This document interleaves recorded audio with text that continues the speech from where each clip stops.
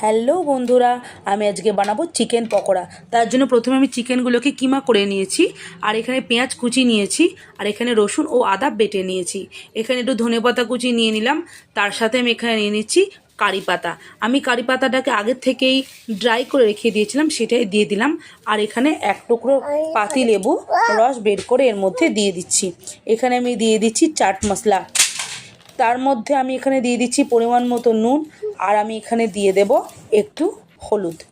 এবার এটাকে ভালো করে আমি মাখিয়ে নেব। তারপরে আমি এখানে দিয়ে দিচ্ছি হাফ বাটি মতো বেসন, আর আমি এখানে দিয়ে দিচ্ছি হাফ বাটি মতো কর্নফ্লাওয়ার। এবার এটাকে আমি আবার ভালো করে একটু মেখে নিয়ে আমি কিছুক্ষণ রেখে দিচ্ছি ঢেকে। তারপরে এবার আমি ঢাকনাটা খুলে এখানে কড়াইতে তেল গরম করে নিলাম। কড়াইতে তেল গরম করে ভালো করে আমি লাল লাল করে পকোড়াগুলোকে ভেজে নিলাম। তোমরা অবশ্যই জানিও কেমন হলো।